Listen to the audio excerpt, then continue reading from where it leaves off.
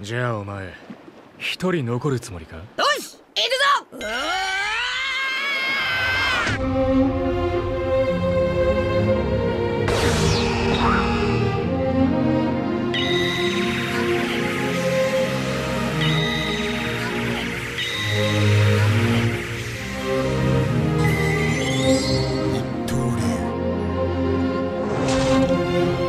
Bonjour à tous, ici le seul unique Ryo Sensei, j'espère que vous allez bien. En cette période de confinement, j'espère que tout le monde se porte à merveille et que votre passion est toujours à son plus haut niveau. Prenez soin de vous, c'est très important, et respectez bien les consignes de votre ville, région et pays. J'apporte tout mon soutien au personnel soignant ainsi qu'à toutes les personnes qui travaillent pour faire tourner les pays du monde entier. On est ensemble, merci à vous. Aujourd'hui mes amis, on se retrouve donc pour une théorie spéciale Kid, Eustace Kid et Law. Trafalgar dit Waterloo, Trafalgar dit Walter Whitelaw. C'est parti, on va cuisiner ça.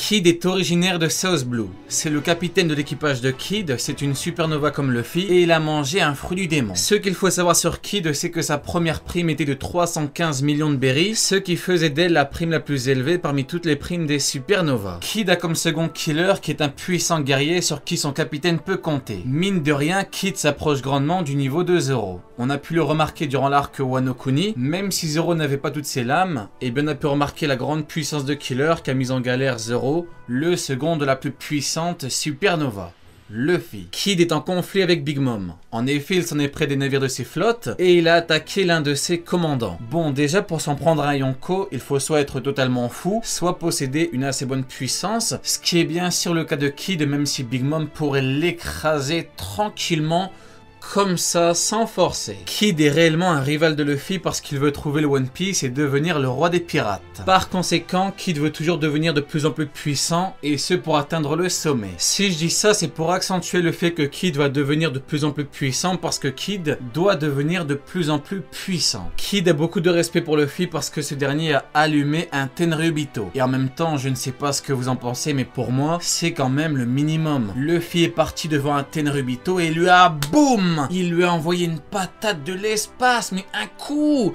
Et le pire, c'est que ce n'est pas de la bêtise. Luffy sait qu'il peut assumer derrière.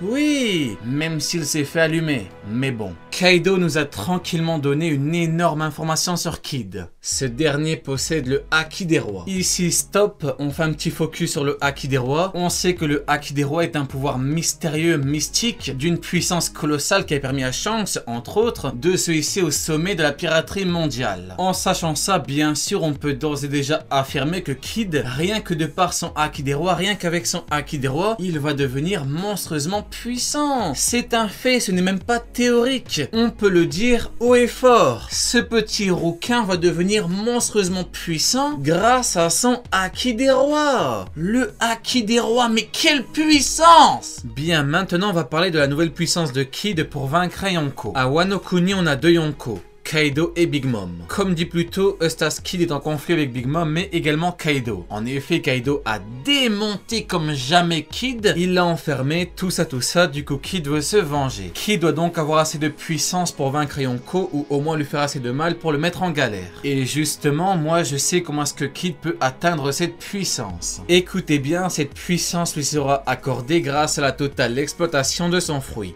Je m'explique. Kid a les mêmes pouvoirs que Magneto dans X-Men. Magneto, c'est l'un des mutants les plus puissants de l'univers Marvel. Il peut parfaitement contrôler et créer des champs magnétiques, ce qui lui permet de gérer le métal comme bon lui semble. À partir d'ici, on peut savoir ce que Kid va faire avec son fruit, mais en plus de ça, on ajoute une possibilité de nouvelles formes combatives. En effet, au départ, on peut se dire qu'il ne va qu'utiliser les mêmes capacités que Magneto, mais non, parce qu'avec Kid, on va encore plus loin. Avec Kid, on a son corps entier qui sera équipé de métal avec des épées, des lances, etc. Grâce à son éveil, Kid pourra assimiler tout le métal à son corps et ainsi combattre avec une forme énorme et surpuissante. Ce qui caractérise Kaido et Big Mom, c'est également une taille et une carrure assez imposantes. Et bien là, Kid aura une forme à la hauteur de ces deux Yonko. Oui. Pour vous dire la puissance du magnétisme, Magneto est parvenu à faire léviter un stade entier dans X-Men. Là, avec Kid, on parle d'un éveil de fruits du démon. On parle d'un éveil de pouvoir encore plus mystique. Imaginez une seconde ce qu'il pourra faire. Il y a du métal partout.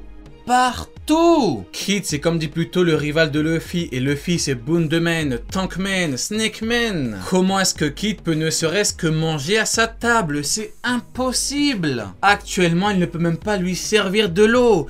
Il ne peut même pas lui apporter une serviette. Il ne peut même pas lui apporter du gel antibactérien. Il faut se laver les mains! Par contre, avec la totale exploitation de son fruit, il aura la puissance nécessaire pour être au niveau de Luffy. Et oui, et surtout pour participer à la chute d'Yonko. Participer parce qu'il ne sera pas seul. Il pourra compter sur une autre supernova. J'ai nommé Trafalgar Law. Trafalgar dit Walter White Law. On passe donc maintenant à Trafalgar Law, aka le chirurgien, l'homme au Opénomie. Law est originaire de North Blue, il est le capitaine de l'équipage du Hurt. Avant l'ellipse, il avait la 5e plus haute prime parmi les supernovas avec une prime de 200 millions de berries. Après l'ellipse, sa prime est passée à 440 millions de berries, puis à 500 millions de berries après Dressrosa. Déjà pour moi, Law est destiné à mourir très jeune. C'est pas pour être pessimiste, mais j'ai comme l'impression qu'il ne passera pas l'hiver. Il y a vraiment beaucoup trop de choses qui le lient à la mort. Déjà, son nom est inspiré de 2 défaites de Napoléon, Trafalgar et Waterloo. 2 batailles qui ont causé beaucoup de pertes. Ensuite, il peut donner la vie éternelle grâce à l'opération de jouvence en échange de sa propre vie. Je ne sais pas ce que vous en pensez, mais pour moi, si on a introduit un bail comme ça, ce n'est clairement pas pour rien. Soit il va l'utiliser, soit il n'aura pas le temps de l'utiliser, mais dans tous les cas, on connaît l'issue pour lui.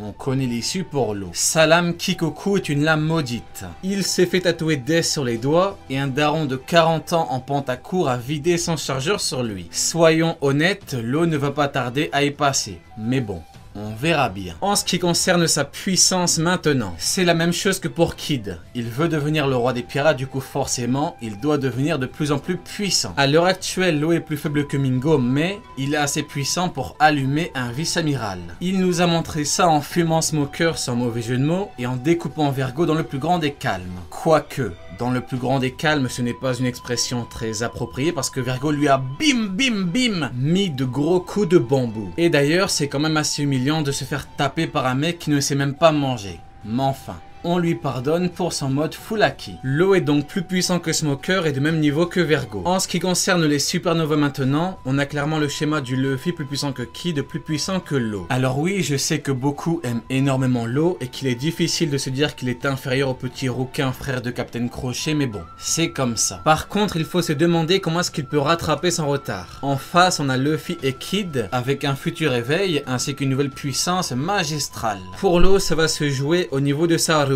Et d'ailleurs, j'arrive pas à dire room. Pour moi, c'est forcément room. Vous voyez, c'est room, pas room. Room. Room, c'est comme room service. C'est nul. Nous, on veut des room shambles. Pas des room chambless. C'est quoi ça? On dirait une blague, mais...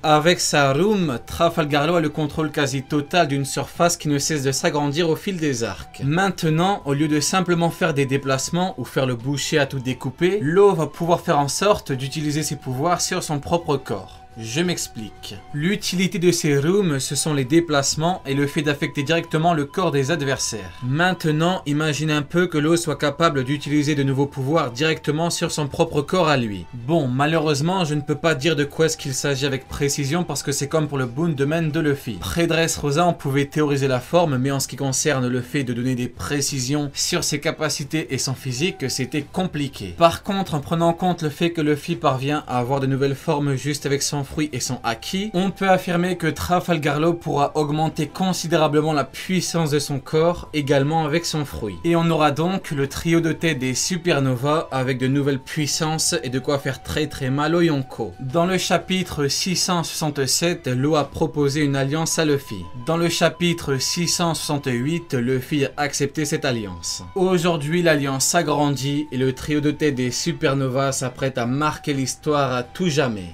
Allez, Janet. Et toi, as-tu ressenti la Ryo, quelle énergie? Tu n'auras pas regardé ma vidéo pour rien.